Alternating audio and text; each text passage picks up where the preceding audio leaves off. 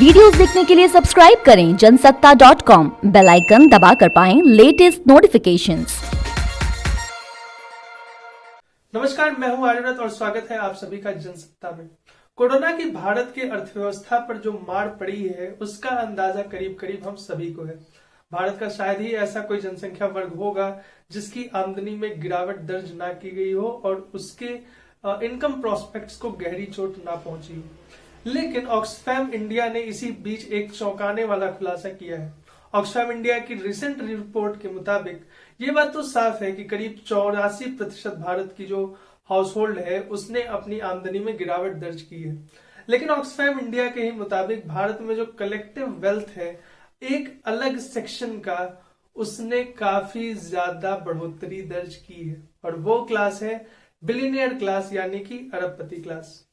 अरबपति वर्ग ने ना सिर्फ अपने इनकम में बढ़ोतरी की है बल्कि साथ ही साथ कलेक्टिव रूप से बिलियनियर्स के क्लास में कुछ नए लोगों की भी एंट्री हुई है।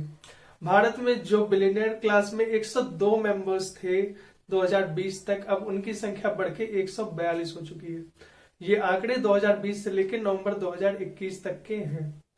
और साथ ही साथ एक जो बड़ी बात है वो ये है कि ना सिर्फ इनके नंबर्स में इंक्रीमेंट हुआ है बल्कि इनकी वेल्थ भी करीब करीब 2 गुने से भी ज्यादा हो गई है। 2020 तक इनकी इनकम 23 लाख करोड़ के आसपास थी, लेकिन अब ये बढ़ के 56 लाख करोड़ रुपए तक हो चुकी है। 53.6 लाख करोड़ तक हो चुकी है। अब अगर हम लोग बात करें कि इस कंप्लीट इनकम हाउस होल्ड की और इनका इफेक्ट भारत की इकोनॉमी पे क्या रहा है, तो ये बात साफ नजर आती है कि इस क्लास ने काफी ज्यादा इनकम प्रोस्पेक्ट्स डेवलप किए हैं, जिसका बड़ा रीजन जाता है कि कोरोना के टाइम में जो नए इनकम प्रोस्पेक्ट्स डेवलप हुए इनको इन्होंने अच्छे से कैच किया।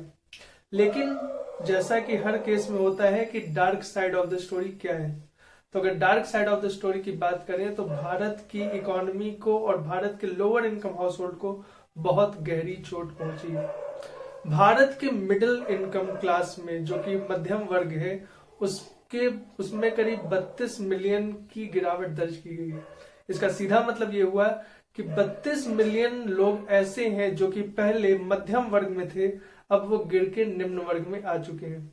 इसके साथ ही साथ पॉवर्टी लाइन के नीचे भी 75 मिलियन के आसपास नए मेंबर्स ऐड हुए हैं।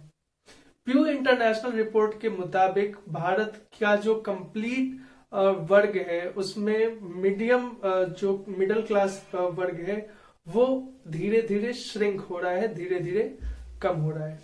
यूनाइटेड नेशंस के जो रिसेंट पॉवर्टी एस्टिमेट है उसके मुताबिक करीब भारत में 4.6 करोड़ नए गरीब ऐड हुए हैं और ये संख्या पूरे दुनिया में जो गरीबों की संख्या है, जो कि नए गरीबों की संख्या है, उससे करीब आधे से भी ज्यादा है। अब अगर बात करें कि इस दौरान सरकार का क्या रुख रहा, तो सरकार का रुख कुछ आंकड़ों से हमें साफ तौर पर नजर आ जाएगा। अगर हम लोग बात करें अनएम्प्लॉयमेंट रेट की, तो अनएम्प्लॉयमेंट रेट भारत में करीब 15% तक हो चुका है।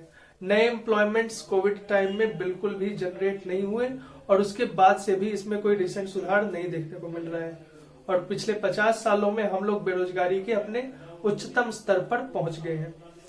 दूसरी तरफ बात करें सरकार का जो सपोर्ट रहा है वो किस तरीके का रहा है, तो उसमें जो हेल्थ बजट है, भारत के हेल्थ बजट में करीब 10% की कटौती की गई है। एजुकेशन सेक्टर में करीब 6% की कटौती हुई है और सोशल वेलफेयर स्कीम्स जो कि काफी ज्यादा जिसका प्रचार सरकार द्वारा किया जा रहा था गरीबों की सहायता के लिए, उसमें करीब 1.5% जो भारत में सोशल वेलफेयर का जीडीपी पे खर्च होता था उससे गिर के 0.6% तक हो चुका है। ये काफी बड़ी गिरावट है क्योंकि ये करीब 2/3 हिस्सा फॉर्म करता है।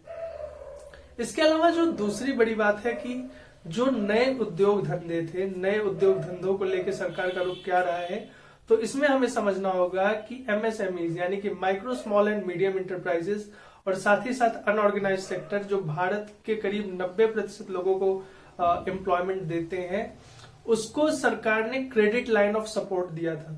20 लाख करोड़ के जो आर्थिक पैकेज की घोषणा हुई थी उसमें करीब 17 से 18 लाख करोड़ रुपए क्रेडिट लाइन ऑफ गारंटी के तहत ही दिए जाने थे या एग्जिस्टिंग योजनाओं के तहत दिए जाने थे।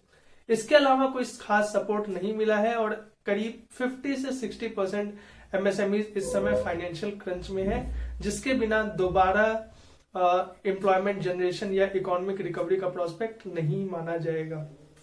अब अगर इस कंप्लीट सेटअप को देखा जाए तो हमें कुछ बहुत ही इंपॉर्टेंट चैलेंजेस का सामना करना पड़ रहा है, जिसमें हमारे पास कोर इन्फ्लेशन है, हमारे पास इंफ्रास्ट्रक्चर प्रॉब्लम्स हैं जो कि नए तौर पे अराइज हो चुकी हैं कोविड की मार की वजह से, हेल्थ सेक्टर में पर्याप्त इन्वेस्टमेंट नहीं किया गया है और साथ ही साथ एजुकेशन सेक्टर भी धीरे धीरे पीछे जा चुका है पिछले 2 सालों में। सरकार के ऊपर बड़ी जिम्मेदारी है कि इस गिरते प्रोस्पेक्ट को किस तरह से इम्प्रूव किया जाए। कोविड टाइम में आपने क्या क्या प्रॉब्लम्स फेस की, इस बारे में हमें कमेंट सेक्शन में लिख के जरूर बताइए। सरकार के द्वारा किए जाने वाली पॉलिसीज इंप्रूवमेंट के बारे में भी आप राय दे सकते हैं और अन्य खबरों के लिए बने रहिए जनसत्ता के साथ। नमस्कार।